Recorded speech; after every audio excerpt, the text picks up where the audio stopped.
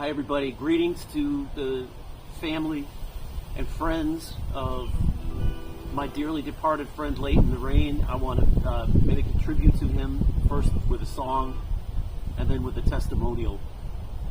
And this song is one I wrote in 2012 called Eat What You Grow.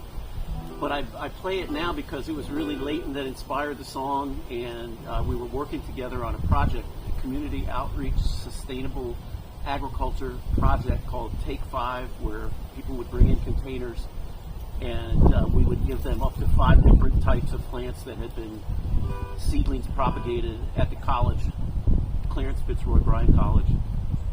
And we had a competition among schools that was won by the Cecile Brown School out of Nevis, and we needed a theme song for the project, so I wrote this, but it was Leighton that kind of pushed me to do it. So here you go.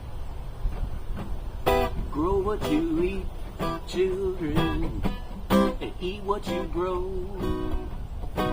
You can be sure of one thing, you're gonna reap what you sow. So sow some corn, ground provisions, seasoned peppers are nice. Let me see some eggplants and Guyana rice. I wanna see fruit in the fruit trees, mangoes and citrus and soursop growing, pumpkin and melon running all through the yard. You know it ain't hard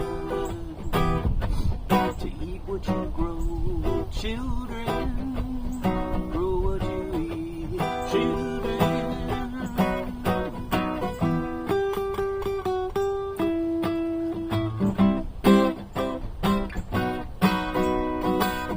Food insecurity, it's growing worse every day. 1 billion are hungry. It doesn't have to be this way. Now we're chanting down Monsanto. Seeds from genetically modified plants won't do. Rasta science from the circle of life, from death brings life anew. Eat what you grow, children. Grow what you eat, children. Eat what you grow, children. Grow what you eat, children.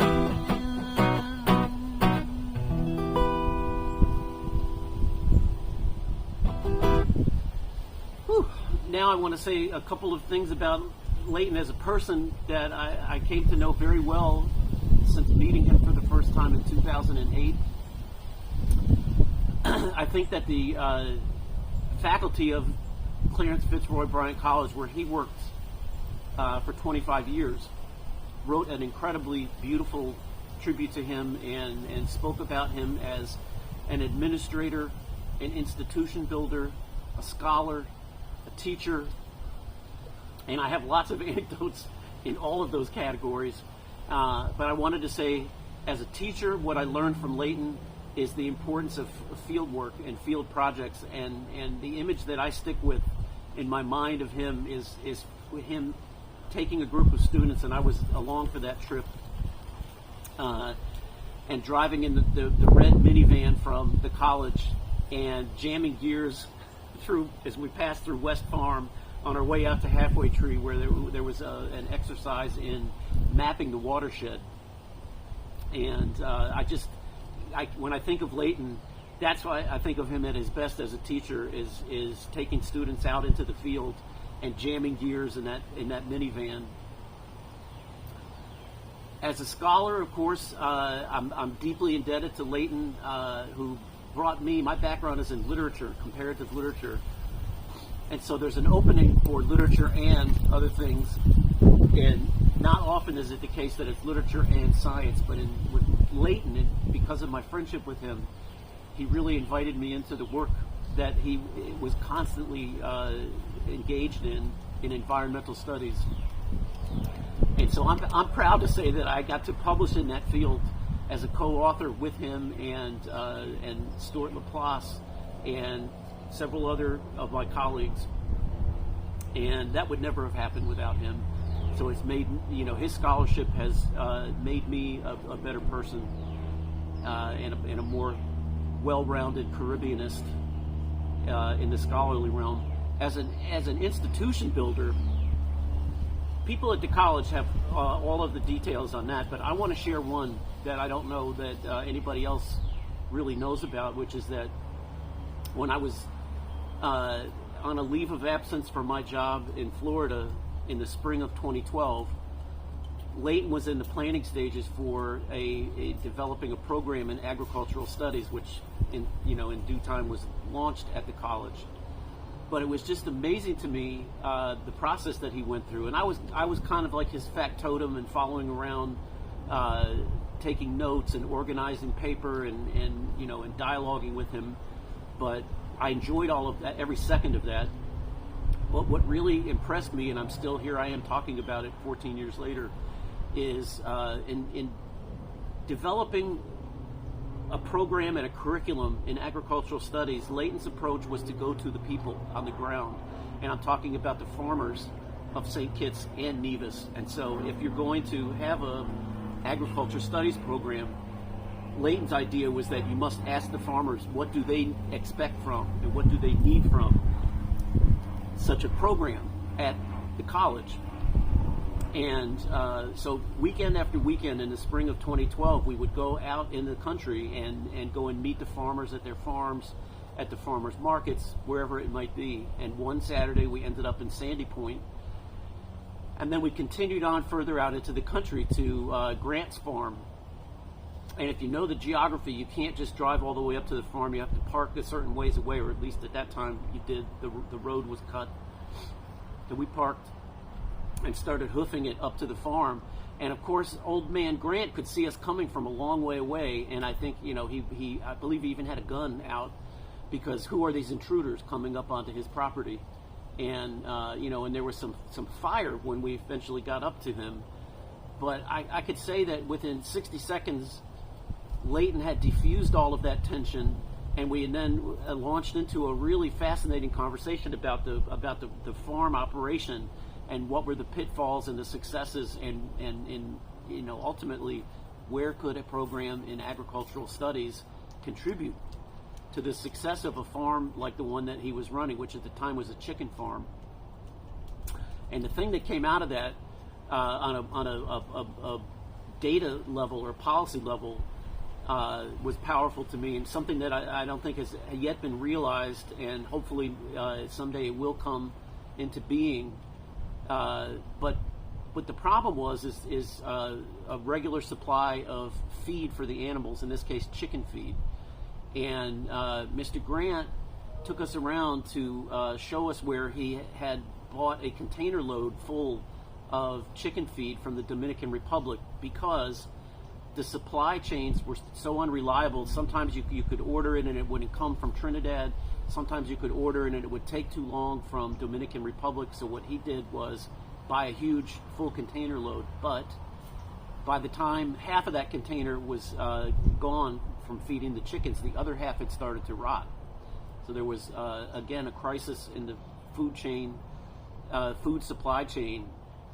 And the conclusion of all of that, I mean, they went through a lot of possible conclusions, including Grant trying to sell Naraine all of his chicken operation, because of course Leighton has a farm too, and so Grant was trying to get him to take all of the chicken hardware and turn Lower Plumtree Farm into a chicken farm. But really what the conclusion was that St. Kitts and Nevis needed its own feed factory so that there could be a local supply of feed for animals. And I'm still sort of have that as an obsession in my head, waiting to see when will that actually happen, and what a transformation that would be for both the people growing the crops that would go into the feed, but also now you could start to really rely on a regular supply of feed for your animals, and not have to look to Trinidad or St. Vincent or Dominican Republic, but actually just look locally. And now more people could be growing chickens and and other livestock. All of that to say that this process of meeting people on the ground like that and seeing what their needs were was what drove the formation of the agriculture studies program at the college. And Leighton did this kind of ground up, bottom up approach that I've very, very rarely seen in almost 40 years in higher education. It's usually the case that people like us figure out what we think is the right idea and then hammer it into the benighted farmers or whoever else the group might be, the target group. And for Leighton, it was exactly the opposite approach. It was to go to the farmers and find out what they think they need, and then process that and deliver it back to them in an academic program and a curriculum.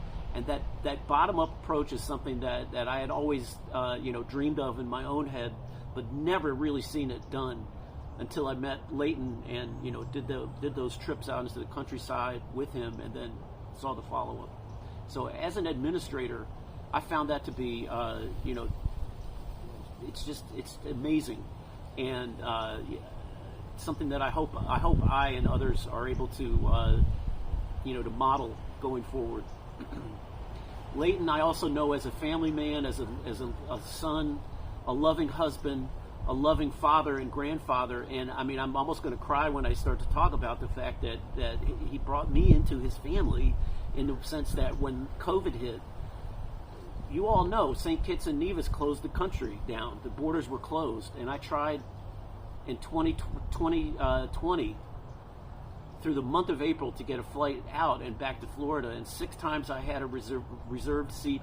6 times the flight was canceled, and after the 6th one, I was like, what am I going to do? And Leighton and Gloria, I'll love you forever for how this played out, but they just said, well, you're staying with us. And so then I did stay with Leighton and Gloria for 3 months in their apartment in Frigate Bay. And, that is a kind of generosity that has deepened me as a human being. And I think of that as a standard to aspire to, and it makes me try to be at every stage more generous with my own resources, and and not be stingy, but to be almost to excess, generous to an excess, because I think in the end all of that comes back, and you'll see throughout this process of grieving and mourning Leighton how many people he touched and how generous he was, and so that's part of the person that I know. And I think I've talked for long enough now. I probably could sit and think of 15 other anecdotes to share, but those are some important ones to me. I guess I want to end with the idea that I think of Leighton as somebody who made dreams a reality, both in his own life and in the life of others, and that is a very special capacity and a very special gift to give to the world, and it's really impossible to articulate what a loss it is to not have Leighton on the scene anymore. But I do believe that he made his mark, and the kind of things I'm saying, many others can say. His example and his memory live deep, deep, deep inside of us. And every good thing that we do, in some ways, is another manifestation of Leighton Naraine. And I look forward to continuing to figure out how to honor his memory through the institutions at CFBC, and also through the human relationships with all of you, family and friends of Leighton. So thank you for listening to my long-winded tribute. Hope you like the music, and I hope you enjoyed some of the memories that I shared. And God bless everybody. Thank you.